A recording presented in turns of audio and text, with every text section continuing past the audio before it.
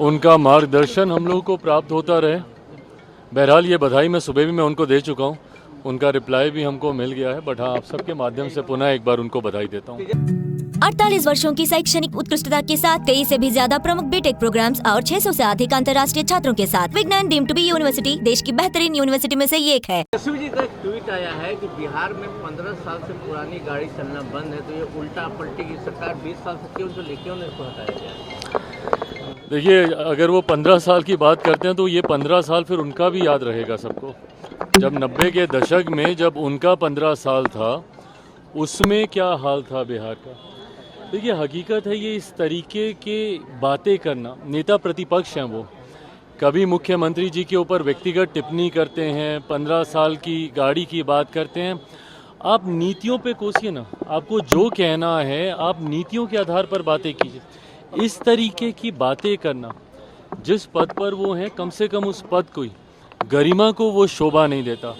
But बहरहाल मैं इस बात को भी समझ सकता हूँ कि चुनावी वर्ष है और जिस तरीके से हमारा गठबंधन मजबूती के साथ जीत की ओर अग्रसर हो रहा है, जो फीडबैक आ रहे हैं उपचुनाव के, जिस तरीके से परिणाम आए, जिस तरीके से गठबंधन के तमाम नेता एक साथ पूरे प्रदेश का भ्रमण कर रहे हैं, हर दल के सारे प्रदेश अध्यक्ष, पांचों दल के प्रदेश अध्यक्ष एक साथ बिहार के हर एक जिले में जाकर संगठन की मजबूती देने का कार्य कर रहे हैं। इन तमाम बातों से परेशानी विपक्ष को ज़रूर है, उसमें परेशानी उनकी और ज़्यादा तब बढ़ जाती है जब उनके खुद के गठबंधन के भीतर कलह की स्थिति उत्पन्न हो रही है।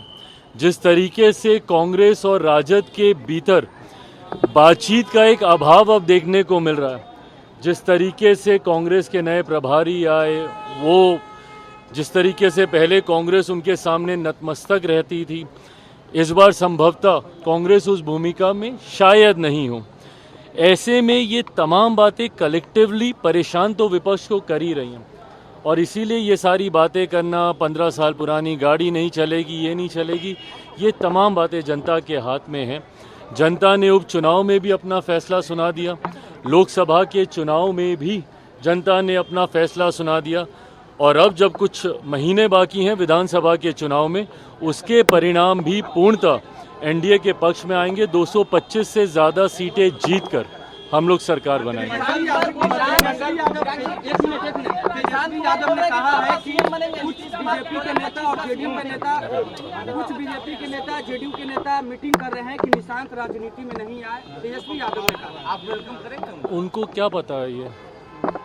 अगर इतनी जानकारी है तो भाई बैठ जाए ना, फिर मुख्यमंत्री के साथ बताएं कि क्या चल रहा है, नहीं चल रहा है।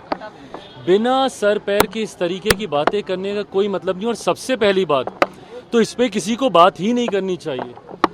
ये फैसला एक व्यक्ति विशेष को लेना है, उनको लेना है कि उनको राजनीति में आना है, नहीं आना है तो कब आना है, कैसे आना है, ये फैसला उनको लेना, निशांत जी को लेना। आएगा तो ज़रूर, हम लोग स्वागत करेंगे अगर वो आते हैं राजनीति में, पर इस तरीके की भ्रमित बातें करना, आप नेता प्रतिपक्ष हैं भैया, आपके पास और बड़ी जिम्मेदारी है।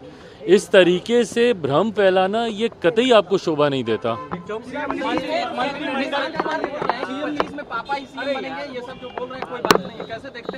भाई बिल्कुल हम मानते हैं कि 2025 विधानसभा चुनाव परिणामों के बाद एनडीए की सरकार बनेगी, मुख्यमंत्री जी के नेतृत्व में चुनाव लड़ेंगे और वो पुनः मुख्यमंत्री बनेंगे। मंत्रिमंडल का विस्तार हुआ है और कहा यह जा रहा है कि जो लोग मंत्रिमंडल में आए हैं वो लोगों का बैकग्राउंड देखना चाहिए, क्या है। तेजस्वी यादव ने कहा है कि क्रिमिनल माइंडेड है, रिकॉर्ड देखा जाए। ऐसी बातें कम से कम इनको नहीं करनी चाहिए, क्योंकि एक उंगली अगर ये किसी और पे उठाएंगे तो बाकी की उंगलियां इन्हीं के ऊपर उठेंगी। समन अभी आया ना फिर से पूरे परिवार को।